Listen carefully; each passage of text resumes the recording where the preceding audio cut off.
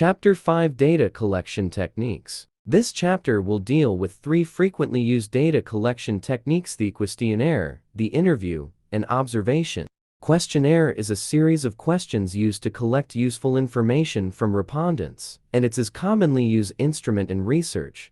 Disadvantage of questionnaire: it eliminates personal contact between the researcher and the respondent. It is difficult for uneducated participants. It is highly opinionated, not all subject accessible. Advantages of questionnaire: it is less expensive. Its frank answers eliminate interviewer bias and eliminates variation in the questioning process. There are 2 types of question according to form: fixed response or structured questions, and open-ended or unstructured questions. Open-ended or unstructured questions are designed to permit free responses from participants rather than ones. They are especially useful for exploratory studies.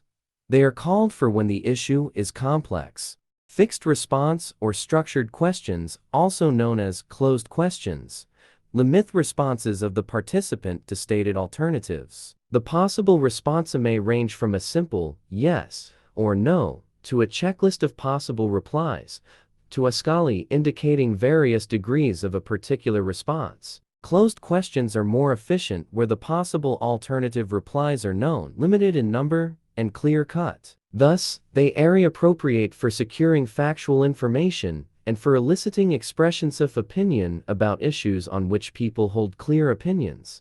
Next is interview. It is a conversation where questions are asked to elicit information. It involves an interviewer who coordinates the process of the conversation and asks questions, and an interviewee who responds to those questions.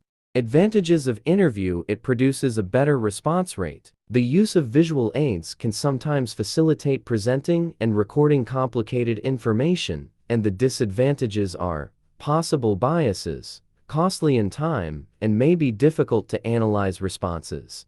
The focus group is a group interview designed to explore in depth the feelings and beliefs people hold and to learn how these feelings shape overt behavior. 43. They are called focus groups because the discussions start out broadly and gradually narrow down to the focus of the research.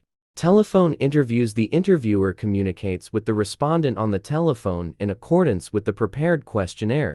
Next is observation. Observe means to watch attentively in a scientific or systematic manner, a way to gather data by watching people, events, or nothing physical characteristics in their natural setting.